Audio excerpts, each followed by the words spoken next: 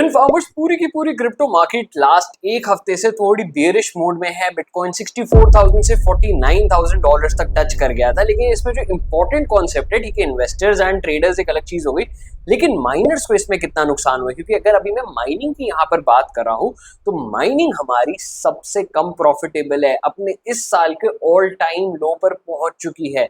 मैं सीधा आपको स्टार्ट्स पे लेकर चल रहा हूँ। RTX 4090 जैसा ग्राफिक कार्ड जो कि 1.5 लाख रुपए का आता है मार्केट में, one of the most powerful graphic cards है, not just for mining, gaming के लिए भी या फिर ग्राफिक रेंडरिंग के लिए भी।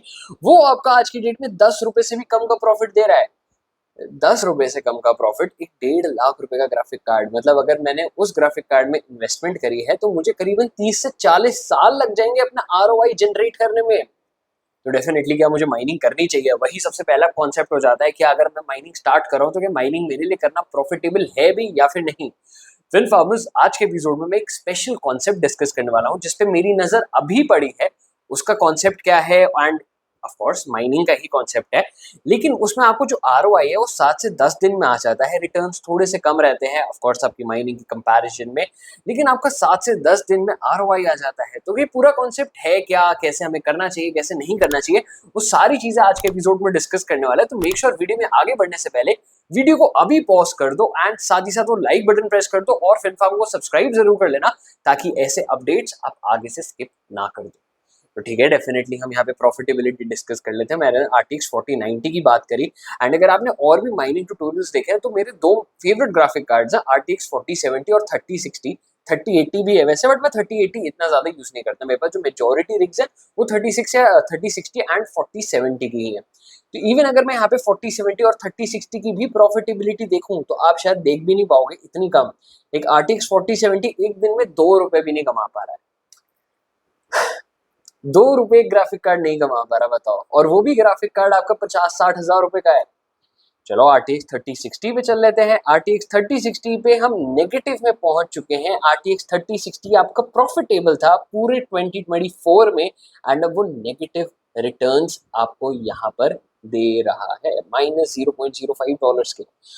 तो ठीक है, अगर आप मेरे से माइनिंग की बात करोगे, क्या अभी माइनिंग रिग्स बनानी चाहिए जब मेरी माइनिंग रिग्स की कॉस्ट ही नहीं डिक्रीज हुई, या तो वो कॉस्ट अपनी प्रोडक्टिविटी के हिसाब से डिक्रीज हो तो जाके मैं इन्वेस्ट करूं, बट वो कॉस्ट ही नहीं डिक्रीज हुई है तो मैं कैसे माइनिंग रिग्स में इन्वेस्टमेंट कर सकता हूँ? सबसे बड़ा क्वेश्चन मार्क तो वहीं आके लग जाता है। बट मैंने आपको बताया, मैंने एक नया कॉन्सेप्ट भी ढूंढा है। अब पूरा नया कॉन्सेप्ट बताने से पहले मैं सबसे इंपॉर्टेंट डिस्क्लेमर दे देता हूँ, this video is not sponsored by Gate, क्योंकि मैंने गेट पे ये किया था। क्योंकि अगर आप FinFarm चैनल अभी एयर ड्रॉप हंटिंग सीरीज यहाँ पे फॉलो कर रहे हो तो हमने रिसेंट में बहुत एयर ड्रॉप जो थे गेट पे हार्वेस्ट करे थे। गेट पे to be honest airdrop harvest करना मुझे काफी इजी लगा, लाइक वन क्लिक, आपको सिर्फ एसिड स्टेक करना, तो फालतू के सोशल टास्क नहीं थे, फालतू के दूसरे सेंडिंग रिसीविंग वाले टास्क नहीं थे। तो इसलिए मुझे गेट के वो एयर ड्रॉप्स वाले अच्छे लगे। एंड गेट को जब मैं एक्सप्लोर कर रहा था तब मुझे वहां पे एक स्टार्टअप माइनिंग करके एक कॉन्सेप्ट के बारे में पता चला। अब स्टार्टअप माइनिंग है क्या? स्टार्टअप माइनिंग बहुत ही लेमैन टर्म्स में आप समझिए कि स्टार्टअप माइनिंग ये कहती है कि मार्केट में कोई भी नया टोकन जो गेट पे आने वाला है, चाहे वो फर्स्ट टाइम आ रहा हो चाहे सेकेंडरी से आ रहा हो, अगर वो गेट पे आ रहा है एंड गेट पे वो स्टार्टअप माइनिंग पे रजिस्टर्ड है, तो आप अपने टोकन्स वहां पे स्टेक कर सकते हो। एंड आप जितने टोकन्स वहां पे स्टेक कर रहे हो उसके पोर्शन में आपको कुछ नए टोकन्स यहाँ पर रिसीव होंगे। अब सबसे इंपॉर्टेंट चीज यही समझ जाना कि जो टोकन्स आप स्टेक कर रहे हो वो आप ही के हैं, बस वो उस फिक्स्ड ड्यूरेशन के लिए 7 से 10 दिन के लिए लॉक्ड रहेंगे। एंड उस पे बेसिकली वो इंटरेस्ट जनरेट कर रहे हैं, वो इंटरेस्ट नए टोकन्स में आ रहा है एंड वो इंटरेस्ट आपको यहाँ पर रिसीव हो रहा है। तो मैं सीधा आपको पहले कॉन्सेप्ट पे ही लेकर चलता हूँ, ठीक है? ओके, तो मैंने मैक्स का यहाँ पे खोल रखा था।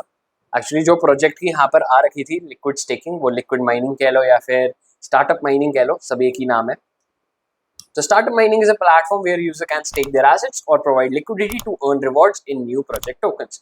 जो मैंने अभी आपको यहाँ पर एक्सप्लेन करी। Users can lock specified tokens in the startup mining pool to receive corresponding project token rewards. अब FinFarmers ये सबसे इंपॉर्टेंट चीज यहाँ पर समझना कि जब भी कोई भी नया प्रोजेक्ट आएगा स्टार्टअप माइनिंग में, तो उसके लिए जो लॉक टोकन्स है वो अलग अलग हो सकते हैं। USDT हो सकता है, गेट का अपना टोकन है, GT वो हो सकता है, या खुद कोई और टोकन भी हो सकता है, ठीक है। यहाँ पर हर प्रोजेक्ट के हिसाब से अलग अलग टोकन्स यहाँ पर आपको रिसीव होंगे। तो अगर मैं यहाँ पर जाता हूँ तो यहाँ पर अभी मेरे पास 2 हैं, मैं अभी एनालिसिस करने वाला हूँ, ठीक है। ये सबसे इंपॉर्टेंट पॉइंट है कि हम अपने एक बार इन्वेस्टमेंट का एनालिसिस भी करने वाले हैं कि जितना पैसा मैं माइनिंग में डाल रहा हूँ और जितना पैसा मैं यहाँ पे स्टार्टअप माइनिंग में डाल रहा हूँ, मुझे किसमें कितनी जल्दी रिटर्न्स आ रहे हैं, क्या मेरा रिस्क फैक्टर है। तो ये सारी चीजें हम यहाँ पे अभी डिस्कस करने वाले हैं।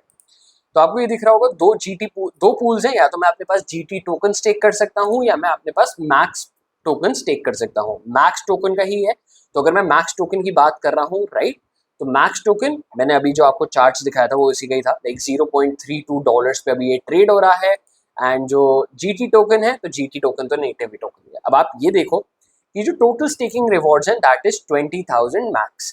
तो एक बार कैलकुलेट कर लेते हैं, कि मैं एक बार कैलकुलेटर यहाँ पे खोल देता हूँ कि 20,000 इंटू में 0.32, तो करीबन $6,400 का रिवॉर्ड पूल है। इंटू में 86 कर लेते हैं, मतलब 5.5 लाख रुपए का यहाँ पे रिवॉर्ड पूल है जो स्टार्टअप माइनर्स में बटने वाला है, ठीक है। मैं स्टार्टअप माइनर्स कह रहा हूँ, ठीक है। तो टोटल स्टेक्ड अब आपको दिख रहा है यहाँ पे 6.7 मिलियन टोकन स्टेक्ड है, यहाँ पे 3,700 पार्टिसिपेंट्स हैं।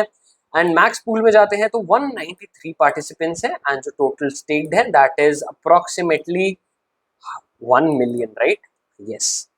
तो अब एक बार कैलकुलेशन कर लेते हैं। अभी देखो एवरेज कैलकुलेशन है, ठीक है। स्टार्टअप माइनिंग का फंडामेंटल क्या कहता है, आपको ना पोर्शन में मिलता है। मतलब अगर यहाँ पे 6 मिलियन टोकन स्टेक्ड है, आपके पास 1 मिलियन टोकन स्टेक्ड है, तो आपको 1/6 पूल की वैल्यू मिल जाएगी। मतलब 1/6 इंटू में वो 5.5 लाख वाला अमाउंट आपके पास आ जाएगा। लेकिन यहाँ पे मैं एक एवरेज कैलकुलेशन कर रहा हूँ कि एवरेज से ये रहता है कि हमने एवरेज निकाल लिया कि जितने टोकन स्टेक्ड है हमने भी उतने टोकन अपने पोर्शन में डाले, तो हम कितने यहाँ से रिटर्न लेकर जा पाते हैं। तो एक बार 20,000 डिवाइडेड बाय कि 193 सब में बराबर का बट रहा है, ठीक है। तो 103 टोकन आ रहे हैं, 103 टोकन इंटू में $0.32 इंटू में 86, तो करीबन 3,000 रुपए, मतलब 2,851 रुपीज आपको यहाँ पर रिसीव हो रहे हैं अगर आप यहाँ पे मैक्स टोकन डाल रहे हो एवरेज पोर्शन साइज के हिसाब से, ठीक है। एक बार जीटी का भी बिल कैलकुलेट कर लेते हैं, क्योंकि दोनों पूल्स अलग अलग है, आप दोनों में कहीं पे भी कर सकते थे। तो जीटी में हमारे पास वही है 20,000, बट यहाँ पे हमारे पास नंबर ऑफ पार्टिसिपेंट ज्यादा है 3,791।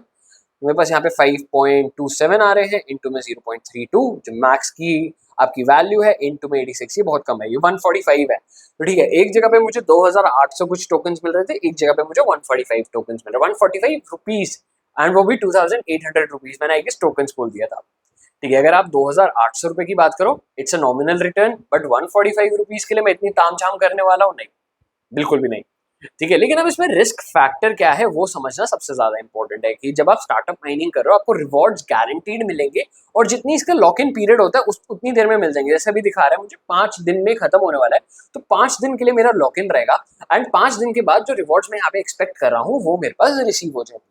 लेकिन इसमें जो सबसे बड़ा रिस्क फैक्टर है, और जो मैं चाहता हूँ आपका भी मुझे फीडबैक जो है कमेंट सेक्शन में जानना है, और वो क्या, कि जब भी हम अपने एसेट्स यहाँ पर स्टेक कर रहे हैं, क्रिप्टोज है सर, क्रिप्टोज के प्राइसेस तो ऊपर भी जाते हैं नीचे भी जाते हैं। ऊपर गया तो ठीक, हमारे रिवॉर्ड्स भी बढ़ रहे हैं, हमारा स्टेक करा अमाउंट भी बढ़ रहा है, बट अगर नीचे गया तो वो सबसे बड़ा क्वेश्चन मार्क है।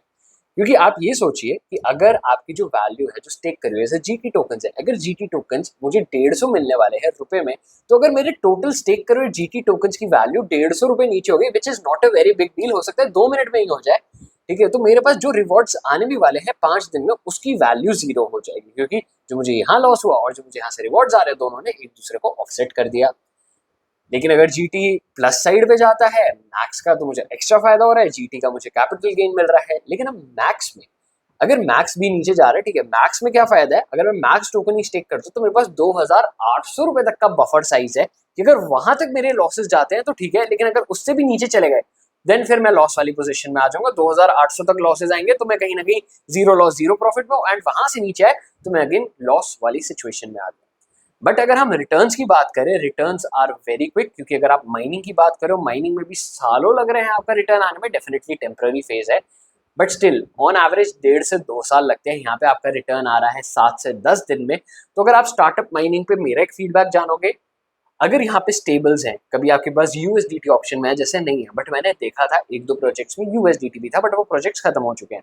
तो अगर यूएसडीटी आ रहा है, आप वहां पर रिस्क ले सकते हो कि आपका 7 दिन के लिए यूएसडीटी लॉक है।